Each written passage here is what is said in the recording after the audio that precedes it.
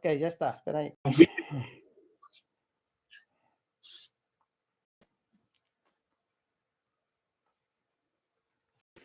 Olá, pessoal. Hoje estamos aqui, mais um direto de Debaixo do Bonsai, do canal Faz Bonsai, e temos como visitante Pedro Amorim, do canal Mestre Bonsai. Oi, pessoal! O Pedro está do outro lado do mundo, no Brasil, e nós, e também quem estiver a assistir, obviamente, do Brasil, eu estarei aqui em Portugal para fazermos este direto com vocês. Não é nada programado, não é nada que vai sair um pouco diferente do que aquilo que temos vindo a fazer, ou tenho vindo a fazer ao longo destes últimos diretos, ou destes diretos que tenho feito. No entanto, sempre a mais-valia do Pedro para estar aqui connosco e podermos também debatermos um pouco os temas que vão surgindo, que vocês vão colocando, e vamos falando. Eu não sei, gostaria de algum feedback. Já temos aqui o Michel Alves, diz boa tarde, espero que nos estejas a ouvir bem. Se por algum motivo houver aí alguma falha, pronto, digam se ouvem bem, se não ouvem. Pedro, aí pelo Brasil, temperaturas altas, como é que estamos? Sim. Aqui já começa também a subir as temperaturas. Hoje estão à volta, hoje está mais fresquinho, hoje está bom. Hoje está ótimo. Hoje está bom, hoje as temperaturas estão mais ou menos por volta dos 30. Ok. Ora bem, temos aqui o Manuel Paulo, diz boa tarde, Helder, boa tarde. É o Paulo Ferreira, pois é. Ô Paulo, desculpa, mas eu também não trouxe os óculos e a distância que é, não te reconheci logo à primeira, confesso. É o Paulo Ferreira. O Paulo Ferreira, sim. O Paulo costuma estar nos diretos e também faz parte do Patreon. Tivemos há dias a fazer um Patreon, praticamente eu e ele, um direto no Patreon. E foi interessante, foi bem interessante mesmo. Ora bem, temos 7 pessoas, vê se começa a entrar aí pessoal. Pois é, Pedro, olha, eu tenho aqui, eu vou passar aqui a uma imagem, deixa-me ver se consigo mostrar. Ora... Eu já vou aparecer na imagem, não sei se me estás a ouvir. Sim, estou a ouvir bem. Tenho é que ir ligar um cabo, me esqueci. Ok. Porque eu, aqui do meu lado, estou aqui a tentar resolver uma coisa.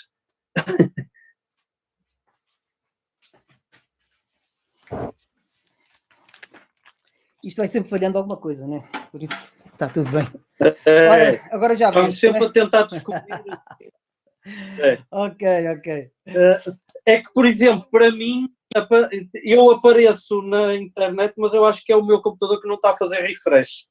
Ele deve estar lento. Que eu não devo estar nem... Neste momento não estás em imagem, não. De qualquer forma, temos aqui o Liquidambar. É um Liquidambar que tenho aqui. Este Liquidambar tenho que potenciar um pouco este crescimento da parte de baixo das ramas inferiores. Estão muito finas, estão quase do tamanho do centro. E sei que ele agora vai disparar. Eu tenho aqui uma brotação muito, muito forte na parte de cima, no ápice. Sei que ele vai disparar agora um crescimento e vai fazer um engressamento. E também, esta parte, como ramifica mais aqui no centro, tinha umas certas feridas, também não queria que fizesse aqui uma conicidade invertida. E queria potenciar novamente as ramas de baixo. Por isso, fazer aqui um pinçado. É engraçado que aqui o Liquidambar, porque ele faz umas folhas, eu acho que se consegue, para já está a fazer umas folhas pequenas, para o tamanho que ele fazia, mas aqui um tamanho de folha mesmo pequena, reduzida mesmo. Mesmo... Tu estás a fertilizar? Sim, nesta altura, sim. Ok, a minha experiência com liquidâmbar é que quanto mais fertilizares, maiores vão ser as folhas, mesmo que faças desfolha. Sim, mas sabes como eu faço uma adubação com adubo orgânico e não faço líquido, e ele consegue manter-se assim, com este tamanho de folha, que já não é mau. Tenho aqui um comentário. Pois, já não é mau, não. Do Paulo Freire, um abraço, Helder, para ti e para o Pedro. Também assisti ao live do Pedro na semana passada. Muito bem, Manuel. Lá, Paulo. Boa tarde, pessoal. Boa tarde, Pedro. Boa tarde, Helder. Rui Belchior. Boa tarde. Pois bem, é assim, eu tenho que ir fazendo aqui um pensado nestas ramas aqui intermédias, digamos, a partir mais ou menos da segunda rama, porque ele depois acaba por ter muita força aqui na parte superior. Eu só ainda fiz uma vez uma desfolha nesta árvore. Fiz uma desfolha, ele reage muito bem à desfolha, não sem problemas nenhum. Só que, como há muito tempo, há tempo para fazer esse tipo, debilitar a planta nesse sentido. Faço-lhe um pinçado, vou reter aqui um pouco o vigor desta árvore e vou deixar agora desenvolver a parte de baixo, até para melhorar a sua conicidade. Sabes que esta árvore tinha a segunda rama, faltava-lhe ali uma segunda rama onde nasceu uma brotação nova, já a posteriori das outras, e tem sido uma luta para tentar que ela vigorize, né? E depois que mantenha pelo menos as proporções das ramas. Por isso há muito trabalho a fazer nesta árvore. Adoro o cheiro dela. É fantástico o cheiro do liquidâmbar. Não sei se aí no Brasil, o liquidâmbar se dá bem. Se não tens conhecimento. Eu sei que existem liquidâmbars aqui no Brasil, no sul, ou seja, Minas Gerais, São Paulo e Rio de Janeiro, que foram as cidades que eu visitei e vi lá. Essas eu vi. Vi mais em Minas Gerais, no viveiro do Carlos Tramujas também vi, portanto, não é muito comum, não é uma árvore muito comum cá. Por alguma razão eles agora estão muito virados para os juníperos, mas têm liquidâmbares, poucos, mas têm. Ele necessita do frio, né? E para outonar e essas coisas. Aqui norte, aqui norte não vale a pena, porque eu estou em Manaus e aqui dificilmente a temperatura baixa os 24, 25 graus. E tudo que é caduca aqui acaba sempre por se estressar bastante em determinada época do ano. Geralmente pouco antes da época das chuvas, e fica a época das chuvas todas com um péssimo aspecto. Liquidâmbar, eu trouxe um de Portugal uma altura, estive com ele, dei-lhe treino e assim, mas quando eu fiz a mudança de casa, eu perdi. Era uma estaquinha pequenina e infelizmente ficou num vaso que o sistema de rega não chegava e secou. Portanto, lá se foi a minha experiência aqui em Manaus com liquidâmbar. Ok. Pedro, tu consegues me ouvir bem? Para alguma vez a imagem? Não sei se para, se não. Estou-te a perguntar para... Eu estou a ouvir bem. A imagem às vezes fica assim meia desfocada e assim, mas eu penso que será da minha rede. A minha rede aqui é muito fraca.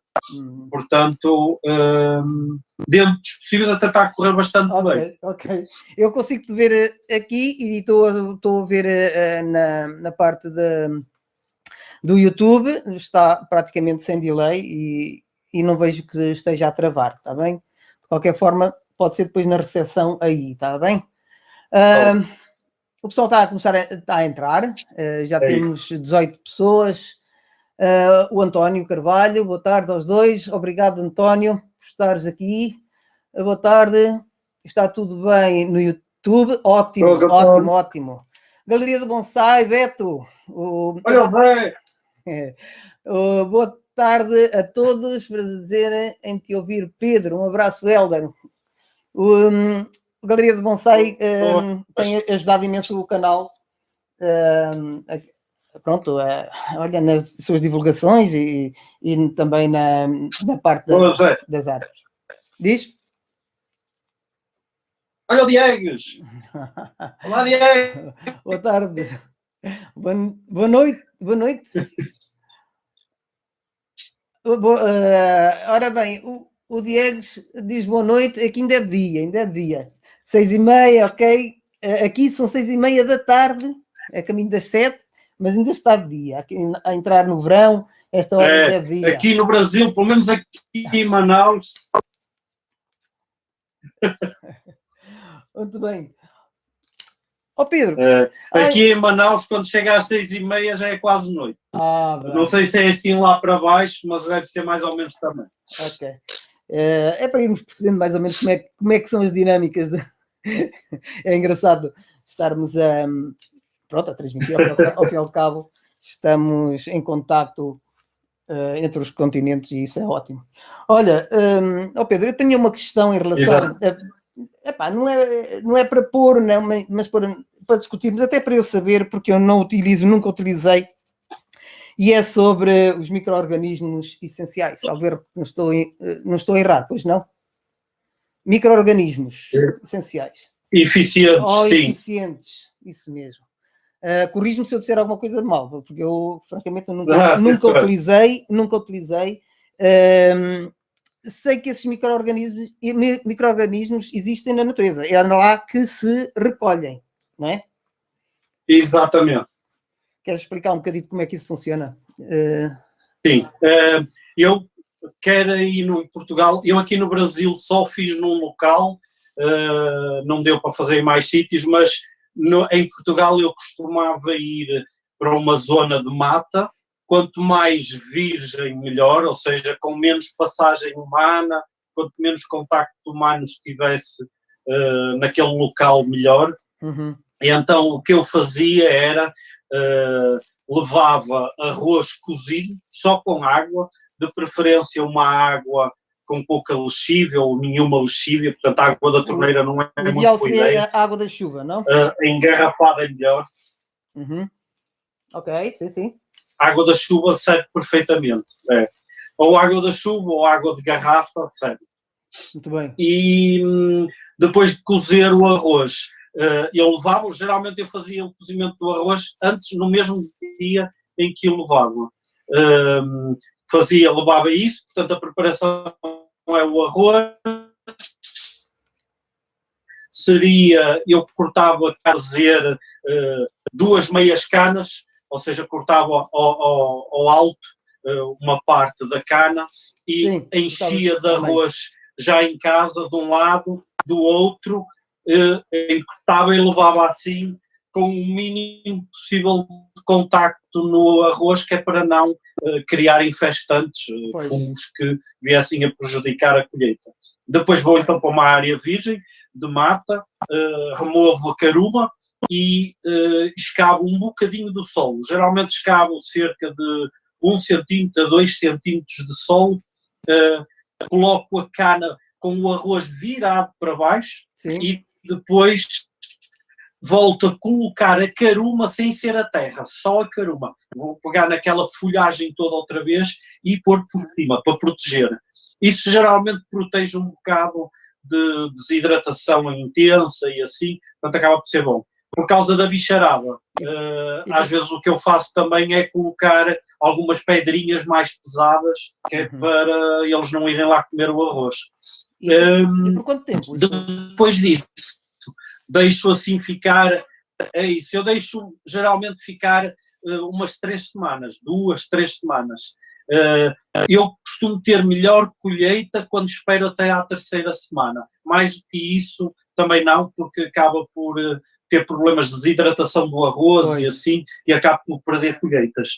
Mas Se a área for uma área mais abrigada, portanto, escolher uma área mais à sombra, aguenta bem as Mais 3 tempo. semanas. Depois, é só chegar lá a 3ª semana e pegar naquela meia cana, escavar outra vez tudo, tirar a folhagem de cima, pegar na meia cana, virar e ver. Geralmente a cor do fungo é muito importante. Tudo que se deve evitar são fungos cinza, pretos, são geralmente fungos para deitar fora o resultado. Pronto, não vale a pena estar a guardar ao fim e ao cabo, são fungos, esses micro-organismos acabam por ser fungos, não? Exatamente. Não vão só fungos. Porque aquilo é O que preciso acontece fermentar. é que... Aquilo é preciso fermentar.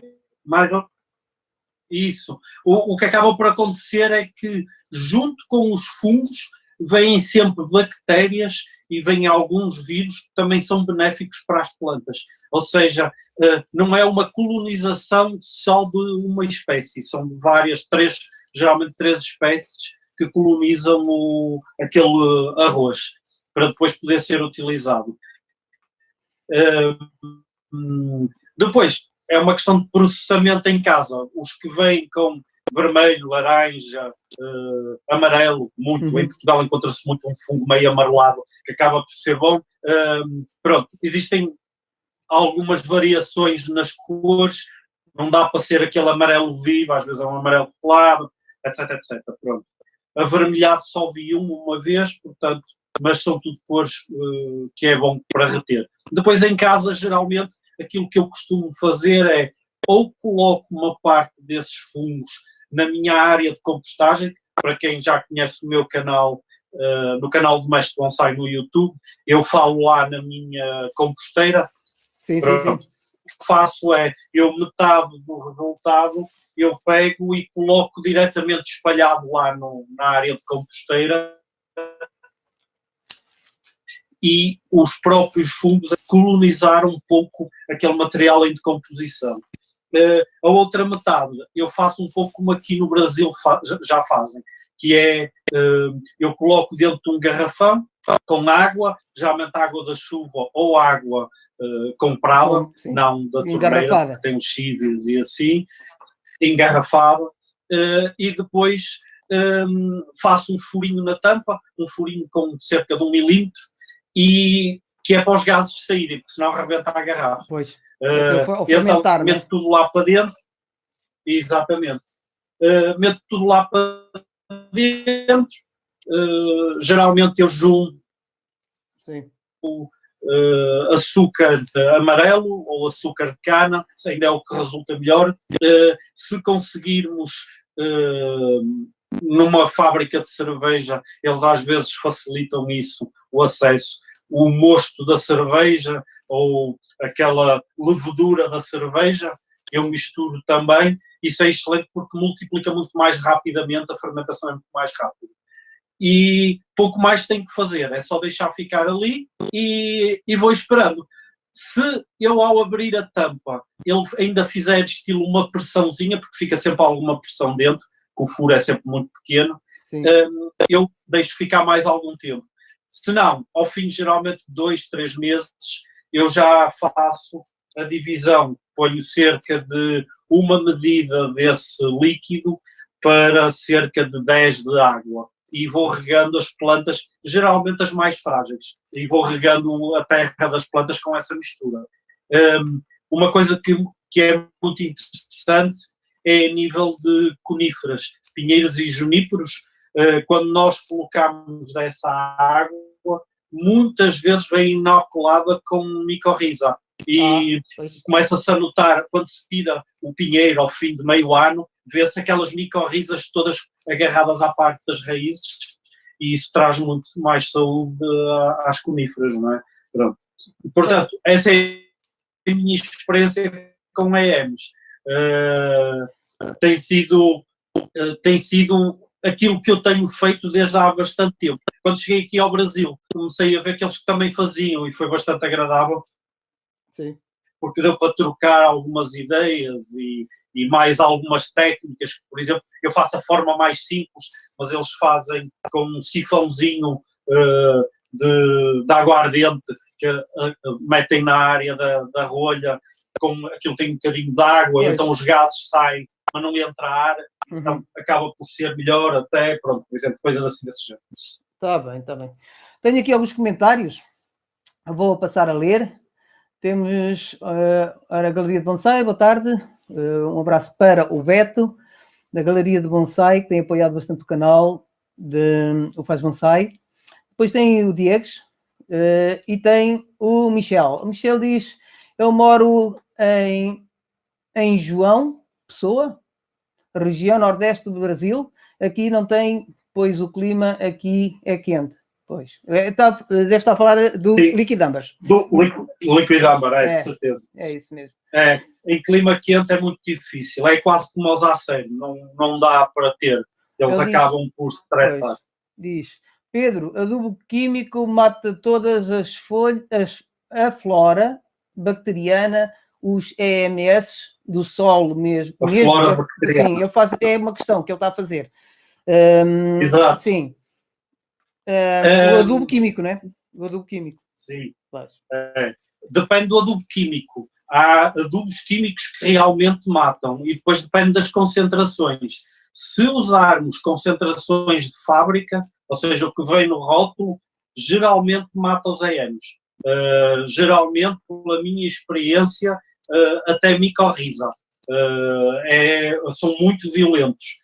Se utilizarmos nas quantidades que eu também ensino no meu canal, aquela parte de NPK, como aplicar os adubos e os fertilizantes, vocês conseguem ver lá, se aplicarem com aquelas quantidades que são mínimas, mas são o suficiente para alimentar a planta, geralmente a percentagem de EMs que morre é muito pequenininha, mas muito pequena. Ou seja, eles conseguem recuperar a flora, fauna, fungo, a fungi com mais facilidade do que com as quantidades que vêm no rótulo. Mas basicamente acaba por ser isso. O truque é mesmo usar menos fertilizante, que é para não haver tanto stress. Ok. Aí também utilizas agora mudando um bocado o tema, utilizas a caqueira, como chamam, né? A caqueira como substrato, ou preferes mais? Eu tenho acompanhado também o teu canal e tenho visto muito, principalmente a parte da constituição dos solos, a parte do adubo mineral, ao fim e ao cabo, que é pelas rochas, também é feita para as plantas e essas coisas assim. No teu substrato, utilizas a tal caqueira ou utilizas outro tipo de rocha? Não sei se aí no Brasil, onde estás, tens acesso a cadamas e essas coisas, quiriosunas e não sei o quê. Se quiseres falar um bocadinho sobre isso, tiras um bocado dessa curiosidade, não é? Nós aqui não sabemos quais são essas dificuldades. A primeira coisa que eu encontrei grande dificuldade aqui no Brasil, eu estava muito habituado à cadama, quiriozuma, canuma, pronto. Havia uma série de coisas que eu estava muito, muito habituado em Portugal e tornou-se quase um vício. E quando cheguei cá, não havia nada disso, zero. Aliás, o humus vegetal aqui em Manaus é péssimo. Aquilo basicamente não é humus vegetal, aquilo é barro com um pouquinho de humus vegetal, muita cinza e casca de arroz. E chamam aquilo humus vegetal. Aquilo compacta muito, é super esquisito. Pronto, eu depois de comprar a primeira vez evitei. Houve uma entidade aqui em Manaus que realmente preocuparam-se em fazer humus vegetal e encontraram um sítio onde fazer e começaram a ter quase por minha causa. E como eu lhes comprava pelo menos uma vez por mês, eles começaram a vender nas feirinhas e começaram a ter esse humus vegetal bastante bom, que para todos os efeitos até contém estrume de gado bastante bem curtido. Pronto, ou seja, ele é bastante completo. Em termos de alguns componentes que eu precise para arejamento da terra, eu tive que fazer o que eu fazia em Portugal antes de haver a Cadama. Ou seja, eu voltei à caqueira, voltei às pedrinhas partidas e voltei também ao areão. Então comecei outra vez a utilizar as coisas que eu utilizava antigamente. A caqueira eu já conhecia há uns bons anos atrás, mas é assim, eu usava porque achava que retia umidade com a quantidade que eu queria, mas usava em mistura. Eu nunca tinha usado puro, até ter visto na internet uma altura um vídeo, eu não me estou a lembrar quem foi ao certo que fez esse vídeo, mas era um bonsaísta já com alguma idade, e ele usava caqueira. E eu aí em Portugal comecei a experimentar e gostei. Pronto, aqui no Brasil, pronto, eu já conheci e comecei a fazer. Portanto, eu a caqueira utilizava quando não queria estar a gastar a cadama. Pronto, a cadama subiu o preço aí em Portugal, e houve uma altura que eu comecei a usar a caqueira. Tanto que existem alguns hortos aí em Portugal, 2 pelo menos, que não tinham e passaram a ter. Porque eu mesmo, como eu os aconselhava, eu disse, não, comecem a vender que vocês vão ver que vendem. E começaram a vender. Porque começou a haver mais pessoas à procura, inclusive pessoas que não é só bonsai, que lidam com outras plantas e têm dificuldade, por exemplo, em criar raízes nas plantas. E pronto, começou a ser vendido também. Vais desculpar interromper-te. Queria agradecer ao Paulo Ferreira, Manuel Paulo Ferreira, que fez uma contribuição de 5 euros ao direto, ao canal, e eu quero lhe agradecer imenso o apoio que ele tem dado e acompanhando, tem acompanhado todo, pelo menos grande parte do percurso do canal, e queria lhe agradecer todo esse apoio e a contribuição que ele tem dado ao canal. Tenho aqui também alguns comentários. O Michel disse que morava em Natal.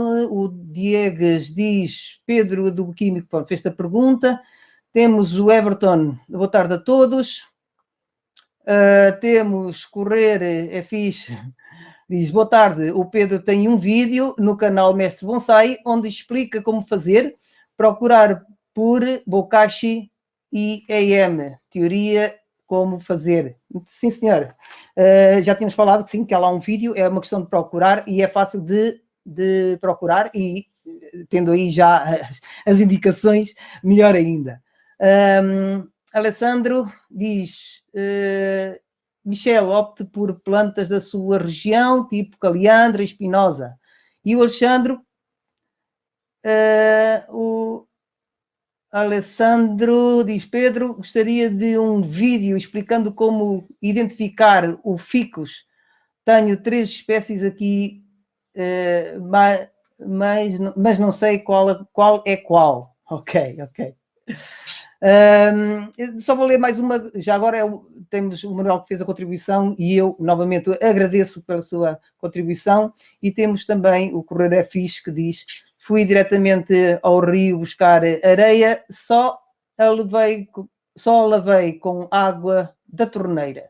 Devia ter desinfetado de alguma forma? Se sim, como? Obrigado. Pronto, vamos por partes. Pois, estou aqui a solicitar um vídeo, explicar como identificar o ficus. Já tens aí um tema para poderes... O ideal era ver... O ideal era ver essas imagens do ficus, não era? Dos ficus dele, e assim dizer-lhe quais as espécies que ele tem. Há sempre aí uma dúvida nos ficus retusa. Eu já tentei fazer pesquisa, já me informaram também que os ficus retusa têm uma folha ovalada e muito grande. É um ficus que existiu ou que ainda existe, mas que não é muito utilizado para fazer bonsai devido ao seu tamanho da folha. Vou ligar aqui. Só tem tudo ligado, pois tocou aqui o meu telemóvel. E tem, pronto, depois já os chicos microcarpa, que são os mais utilizados. Depois, se quiseres fazer algum vídeo para... sei que é pessoal que acompanha o teu canal e está-te a pedir. Pois também não adianto aqui muito mais, está bem? Eu vou tratar disso. Ok. Aqui, a pergunta do Correr é fixe. Fui diretamente ao rio buscar areia, só lavei com água da torneira, devia ter desinfetado de alguma forma. Não sei. Não, nem devias ter lavado. Não se deve lavar? Não. Eu, por exemplo, eu não uso areia, pronto, e por isso prefiro que fales tu, uma vez que essa experiência tem-la e eu não, está bem? Achas que a própria areia vinda do rio vem com qualidades que, ao lavar, acabam por fazer um lixiviado, é isso? O que se passa é que a areia do rio tem geralmente ácidos úmicos, tem ácidos nítricos, pronto, ou seja, tem uma série de componentes que acabam por ajudar até na criação de raízes, ou então, no mínimo, no desenvolvimento de raízes mais fininhas, ou seja, no bonsai nós tiramos grande vantagem disso. Em termos de lavar água de rio, é geralmente quando essa água do rio está em contato com água salgada. Pois. Por exemplo, eu lá em Portugal vivo muito próximo do Rio Douro, vivo a 75 metros do Rio Douro, e se eu descer a rua e for lá buscar essa areia, apesar de eu estar a mais ou menos 3 km a 4 km da foz, a água que está lá naquela área é uma água salobra, ou seja, está misturada com a água do mar. Exatamente, e aí eu tenho que lavar, não tenho hipótese.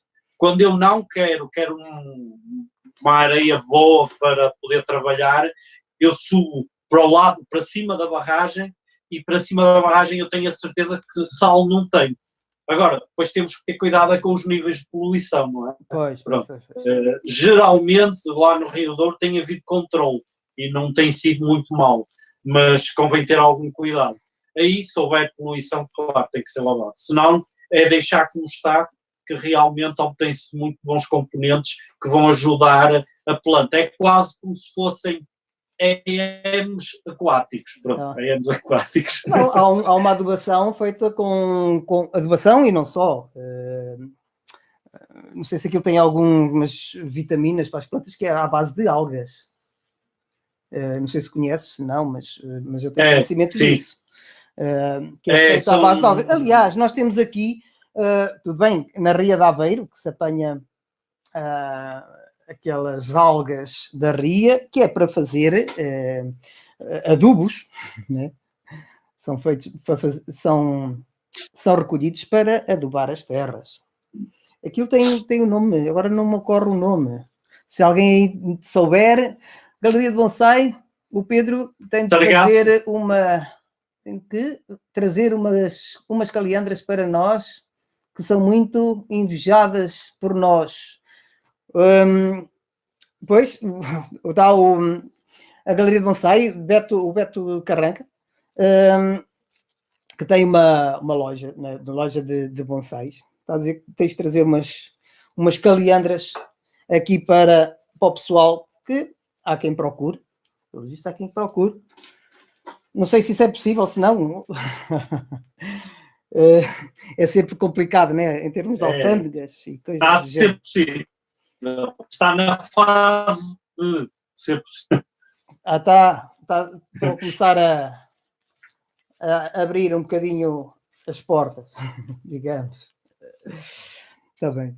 Ora, mais comentários não há? Diz-me uma coisa, Pedro. Porque geralmente nas malas, eles abrem as malas todas, se nós tivermos alguma espécie botânica, podemos ter grandes problemas. Pois. Principalmente sementes e essas coisas, é complicado, são apanhados. Olha, eu há bocado, ainda falando do tema anterior, eu fiquei estou a falar do tema anterior, que é dos micro-organismos. Digamos, esse bambu com arroz, é colocado em que época? Eu fiquei, agora veio assim à cabeça que é importante. Será melhor assim no... Ficaste com a câmera invertida, ó Pedro? Pedro, não sei se perdeu o contacto. Eu vou ver o que é que se faz. Ok. Pois eu estou aqui a fazer aqui uma, digamos, aclarar um pouco este líquido âmbar para entrar o sol cá dentro e para travar um pouco o crescimento toda desta zona. Esta zona aqui, na parte de baixo, vou deixar crescer ramas de sacrifício, tudo bem que eu já fiz aqui um pinçado para irmos fazendo aqui a copa, e esta é a primeira rama, esta é a traseira também. Já coloquei aqui um arame, porque tinha uma rama que estava a sair fora que era esta, estava a sair fora do padrão, e agora, pronto, já o coloquei no sítio. E a segunda rama também é a segunda rama, sim, lateral, neste caso, deste lado esquerdo da árvore, que é para deixar crescer. Tudo o resto, acabei por fazer um pinçado e não só. Fiz aqui uma desfolha parcial, cortei, como vocês podem verificar aqui, espero que dá para ver. Está assim um bocado de forma triangular, também é para imitar um pouco estas folhas aqui, também tem um bocado triangular. Isto para quê? Para que possa... Nem que as folhas estejam muito grandes, nem nada, até são bastante pequenas, mas de qualquer forma, permite a entrada de mais luz, permite a entrada de mais sol, tanto é que eu tenho esta rama aqui com uma folha diminuta. Ela dá a fazer aqui uma folha diminuta, muito diminuta. Pedro, não sei se me estás a ouvir. Se estás com algum problema... Estou a ouvir. Estás a ouvir? Ok. Se tiveres... Estou a ouvir. Okay. Agora já estou a ouvir. Ok, pronto. Eu estava aqui a explicar um pouco o trabalho que eu fiz agora neste líquido âmbar. E estava aqui a mostrar também o tamanho da folha desta rama, que a folha deve ter para aí... Esta deve ter para aí uns 2,5 cm, mais ou menos. Por isso, é um líquido âmbar com a folha bastante pequenina. Este líquido âmbar já fez... Aliás, é o líquido âmbar que está no canal, na fotografia em cima. Está o líquido âmbar lá com uma cor outonal fantástica. E é este que vos mostro, este líquido âmbar que vos mostro. Está ainda em formação. Estou a deixar crescer uma rama de sacrifício que vai crescer outra vez para ir para uns 2 metros novamente, de forma a fechar aqui uma cicatriz e continuar a árvore, porque esta árvore não vai ficar com este tamanho, obviamente. Tem que ser um bocadinho maior. Pronto. Estavas-me a falar, Pedro, então qual seria a melhor época para a colheita desses micro-organismos? Seria na primavera? Finais de inverno? Outono? Eu costumo fazer em 2 épocas. Eu costumo fazer entre o meio da primavera e quase o início do verão. Sim. Ou seja, as temperaturas estão a aumentar, mas ainda não está muito quente. No verão eu não faço porque desidrata o arroz em 3, 4 dias. Deduzi. E depois volto a fazer no outono. Meio do outono ainda não está frio, mas já se nota que está a ficar frio. E depois vou recolher antes mesmo de ficar aquele frio desagradável. Tá. Porque geralmente isso quer dizer que os micro-organismos também vão ficar muito mais parados em termos de evolução e, portanto, não vale a pena lá ficar a fazer nada. Então, nessa altura também... As próprias árvores também estão um pouco estagnadas, digamos, não deixaram de ter atividade, mas por vezes há sempre aquele período o melhor período para, não é? Geralmente épocas de chuva seria, época de chuva, umidade principalmente, por aí. Se calhar a época de chuva também há um chiviado, não sei se seria a melhor época. Havendo chuva, apanhando chuva, aquele período... Por exemplo, nós em novembro tivemos aqui um mês de chuva, praticamente. não seria se calhar a melhor altura. É assim, chuva se tiver um tempo ameno, a temperatura é que tem que dizer, porque se for chuva fria, vai ficar aquela área toda muito fria, os micro-organismos quase não vão. Muito bem. Olha, Pedro, eu estive a ver, aliás, colonizar o arroz. Ok. Estive a ver um dos vídeos teus sobre os pinos Thunberg, ou pinos negro, ou pinheiro negro japonês, que tu tens, e é assim, é necessário fazer a estratificação? Por vezes perguntam-me, e eu nunca semeei pinheiro, atenção, nunca pus semente de pinheiro. De qualquer forma, já vi as duas situações, ter que estratificar a semente e não estratificar a semente. Consegues-me dar ou elucidar a mim e a quem nos está a ver, em relação se é preciso ou não estratificação da semente? Eu costumo fazer sempre estratificação, aumenta-me a taxa de sucesso de germinação das sementes. O que se passa é que as sementes das coníferas evoluíram no sentido de que, na época muito fria, elas vão, como é que eu ia dizer, vão perder uma camada de um óleo que elas ganham durante o crescimento delas, e depois de perderem esse óleo, elas ficam permeáveis, ou seja, é muito mais fácil elas ficarem molhadas, e elas, ao ficarem molhadas, elas vão inchar e vão conseguir germinar. E eu não, a estratificação geralmente pode-me reduzir como desde só 1/3 germinar ou no máximo metade germinar. Enquanto que se eu fizer a estratificação, geralmente eu tenho mais do que 2/3 de sementes a germinar. Pode passar, por exemplo, em 90 a 95 sementes conseguem germinar. Agora, claro que o tempo em que as sementes foram recolhidas é importante. As sementes têm que ser daquele ano. Se forem do ano anterior, a quantidade de hipóteses, aliás, é menor. As hipóteses de germinação são muito mais reduzidas. Está bem. O corte da pivotante é no mesmo ano que eles nascem ou pode ser no ano seguinte? Eu gosto mais de fazer no ano a seguir, porque a planta tem, na primavera, né? No início, tem mais força. Tá, pois. Ok. Eu também tinha essa a ideia. Aliás, eu com as árvores que eu faço de semente, fiz, não estou já muito virado para aí, mas já fiz árvores de semente e eu corto sempre no ano seguinte.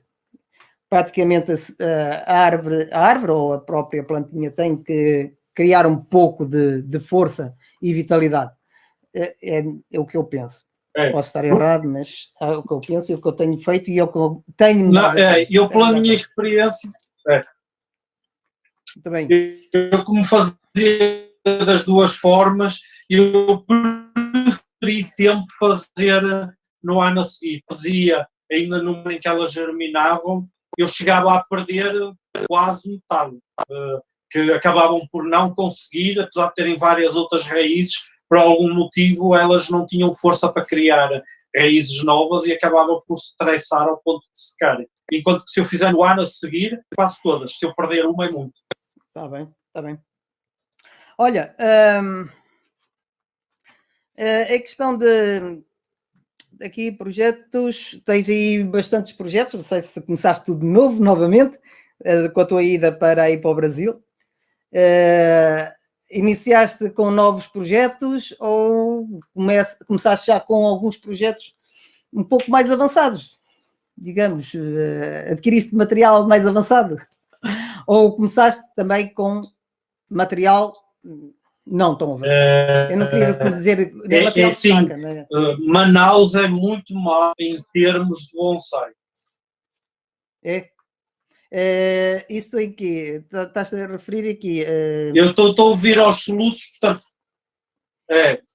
assim, eu estou a fazer Sim. Eu estou a fazer um pouco de tudo. O que aconteceu foi, aqui em Manaus não tem grande... Por incrível que pareça, eu estou no meio da Amazónia e eu não tenho material para trabalhar. Pelo menos não material bom. Eu tenho material que eu consigo ir adaptando.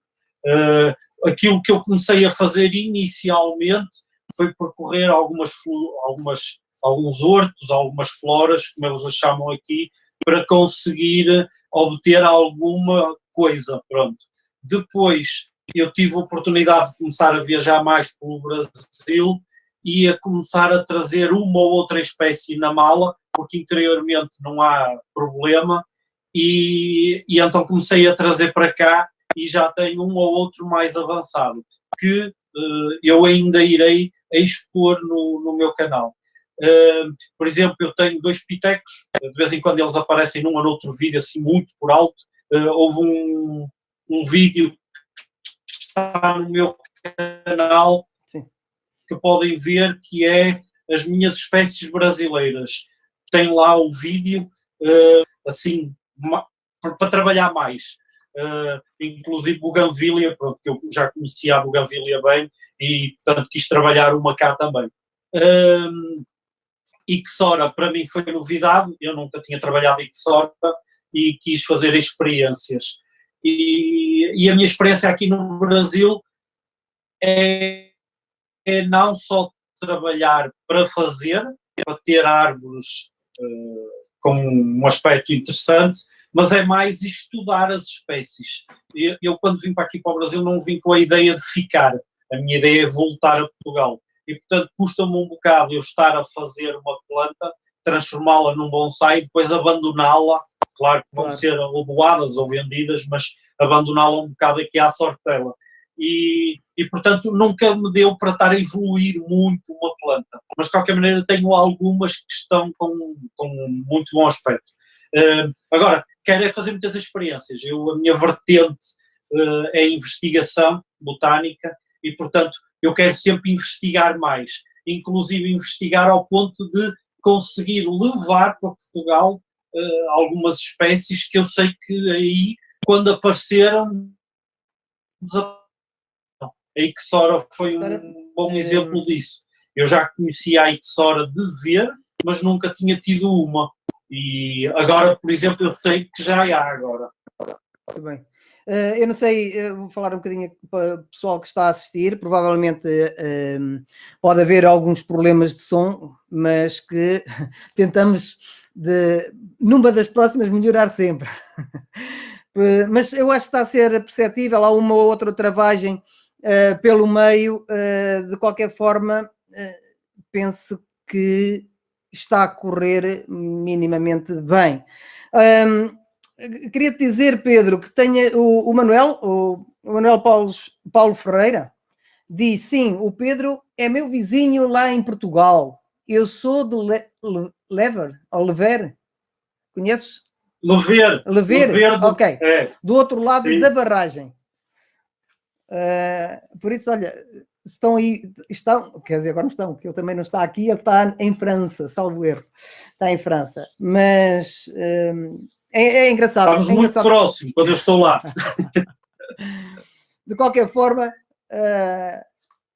é sempre bom saber e podermos partilhar estes diretos e estas informações. Acho que é muito bom. Eu tinha aqui outras coisitas que, por causa do Pinheiro, já falei do Pinheiro. Agora diz-me uma coisa, tu foste passar uns tempos com Peter Chan, certo? Desculpem, tenho que fechar aqui. Isto volta e meia aparece-me.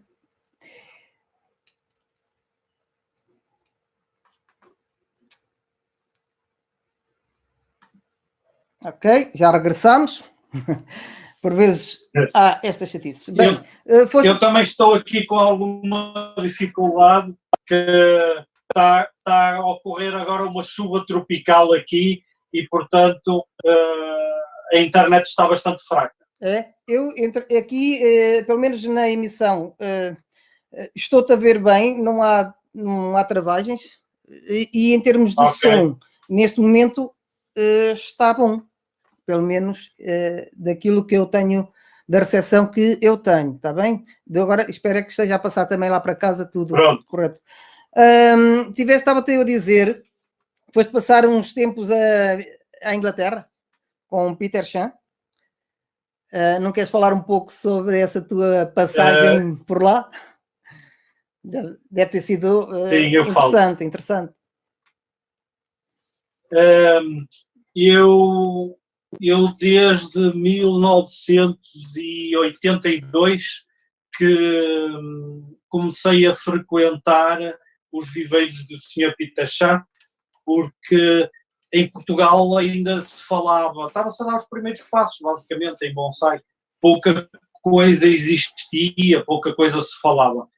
Havia grupos e assim, mas ainda muito numa fase muito embrionária e pronto, não era aquilo que eu esperava ainda. Sim. E o Sr. Peter Chan eu conhecia dos livros que se vendia nas livrarias.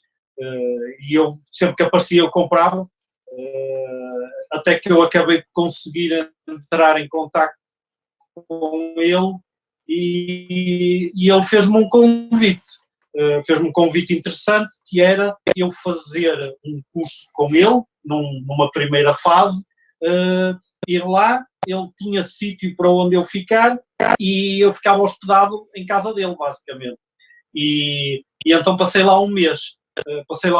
Trabalhei nos viveiros dele, ele foi-me ensinando muita coisa, trabalhei esse mês lá arduamente, porque basicamente o que ele faz muito é o bonsai comercial.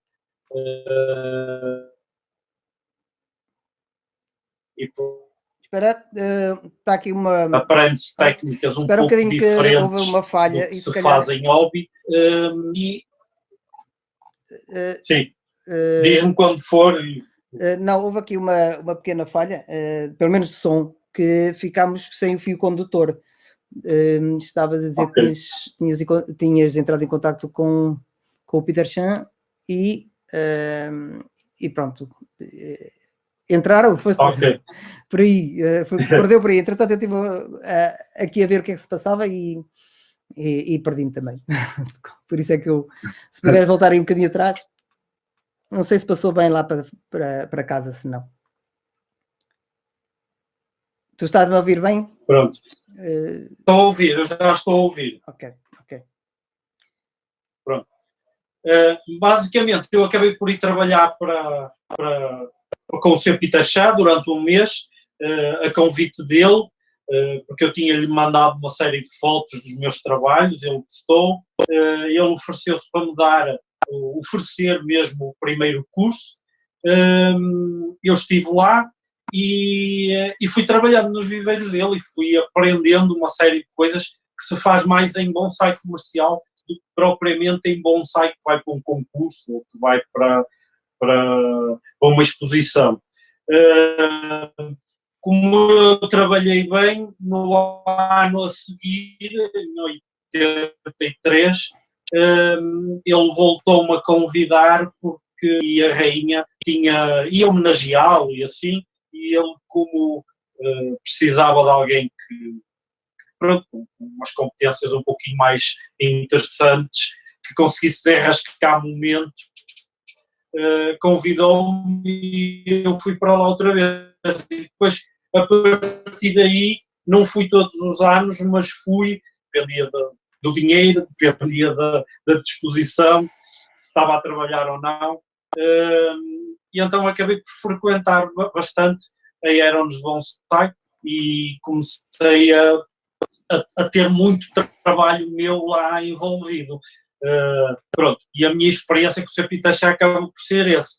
Nós tínhamos uma troca bastante saudável de ideias e de projetos e sempre que eu estava lá inventava qualquer coisa nova e ele ia lá e corrigia e dizia que preferia assim, preferia assado, ou seja, acabou por ser bom porque eu ganhei bastante experiência. Em termos de a última vez que eu estive lá, ele nunca gostou, basicamente, já agora, ele nunca gostou de expor a Aerones Bonsai no YouTube e assim, pronto.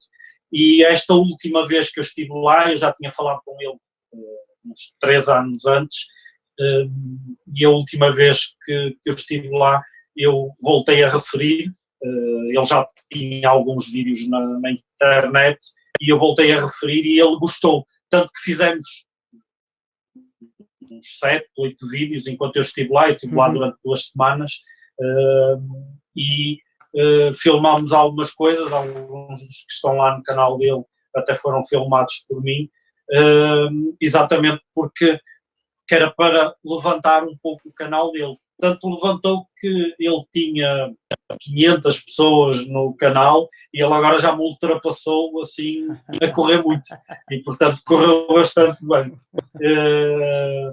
E em termos de amizade, ficou sempre aquela amizade, porque ele conhece-me bem, eu conheço-o bem, trabalhámos muito bem os dois. Lá em Inglaterra acontece muito aquela parte de atritos entre os mais antigos. Espera só um bocadinho, Pedro. E ele a mim... Espera um bocadinho. Havia uns atritos e houve aqui interferência. Havia uns atritos entre...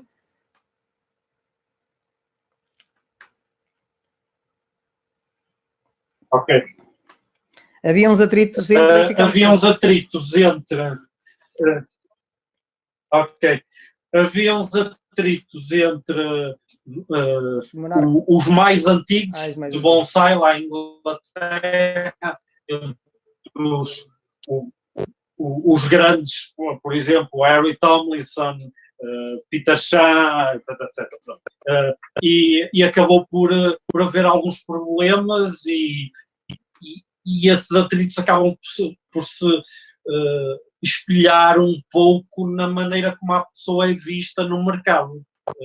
E foi aí que eu fui ajudar um bocado. Eu fui mais numa de ajudar, apesar de ter ganho um certificado, eu fui mais para o ajudar a ele. E foi bom, pronto, foi excelente. Deixou-me fazer uma coisa que nunca tinha sido feita, que é filmar os bastidores da Hermes. Eu filmei os bonsai, fiz um bonsai com ele a ajudar, fiz uma visita guiada a toda a Hermes, pronto. Isso, para todos os efeitos, foi um pouco logo nos primeiros dias em que ele me deixou filmar, e foi para ele ver o formato, que era para ele também fazer a mesma coisa, porque ele depois acabou por fazer isso no canal dele. Se vocês virem, tem alguns vídeos também interessantes, e portanto é algo que acaba por ficar. Eu gosto deste contacto com o pessoal que faz bonsai e que tem uma mente mais aberta. Pedro, ótimo. Aí a parte comercial, ele vai aprender e depois faz. Ótimo. Tenho aqui o Manuel Paulo Ferreira. Diz que tem um buchinho que transplantou há 2 anos, 100% da cadama, e ele não desenvolve nada. Me aconselharam a juntar na cadama terra preta com carvão e casca de ovo. O que dizem? Ele intitula-nos como mestres. Eu não sou, mas não sei se és não. Mas não. Não sei. A cadama, terra negra, terra preta, carvão, um buchinho. O que é que dizes? Eu aconselho sempre a cadama e querosena, é o que eu utilizo e que me dou bem. Por isso agora não sei. O que é que podes dizer? Aconselhar? Eu a casca do ovo eu não utilizaria. A casca do ovo, não? Pode ser tudo menos a casca do ovo. Casca do ovo eu não aconselho para lado nenhum. Nem orquídeas. Há quem utilize para as orquídeas, não aconselho. Oi, perdi o áudio. Estás-me a ouvir? Agora já estou. Pois então, juntar a cadama, ora 100% da cadama, então aconselharam a juntar a acadama, terra preta e carvão. O carvão é bom, o carvão acaba por neutralizar um pouco a acidez do solo. Agora a casca de ovo. Aqui a palavra-chave. A casca de ovo tinha. Aqui a palavra-chave nisso é a espécie, é o buchinho. O buxus é uma espécie gulosa em termos de fertilização. Para ele ser bonito, tem que ser fertilizado ou adubado. É por isso que, por exemplo, as câmaras aí em Portugal, quando plantam buchinhos, eles estão sempre a adubá-los. Todas as semanas há lá um jardineiro que vai e deita umas bolinhas junto ao pé deles para eles crescerem e eles poderem podar para fazer aquelas mini setas. É exatamente o mesmo princípio. A acadama é uma terra quase neutra. Sim, a acadama é neutra. Pedro, 1h de direto, acho que foi muito bom. Só tem alguns minerais. Tem alguns minerais, estás a falar de... da acadama, ok. Da acadama. Sim, é um substrato bastante pobre. Ora, é pobre, mas eu, na minha opinião, é muito bom, misturado com Kiryuzuna, é fantástico. Depois há outras vertentes para os pinheiros e para essas coisas que isso mais tarde não só vai adquirindo. Pedro, 1h de direto, foi muito bom. Gostei muito de te ter aqui nesta nova rúbrica que eu iniciei. Estamos no segundo direto da rúbrica Debaixo do Bonsai. Provavelmente poderemos fazer mais vídeos diretos. Seria interessante. Cabe-me agradecer teres um bom percurso, o teu canal consiga aquilo que pretendes, aumentar subscritores e pronto, e corra tudo pelo melhor. Já sabes que podes contar também com o Faz Bonsai, que estará sempre aqui para o que for necessário. Está bem? Para o pessoal do... Desculpa. Queres dizer alguma coisa? Não, diz. Não, e agradecer, obrigado por me receberes aqui no teu canal. Nada, o gosto foi todo meu. Pessoal, terminamos hoje mais um direto aqui do canal Faz Bonsai. Agradeço imenso a vossa colaboração, a vossa participação. Ao Manuel, agradeço pela sua comparticipação. E na próxima segunda-feira estaremos aqui para mais um direto. Obrigado a todos, fiquem bem e até ao próximo vídeo.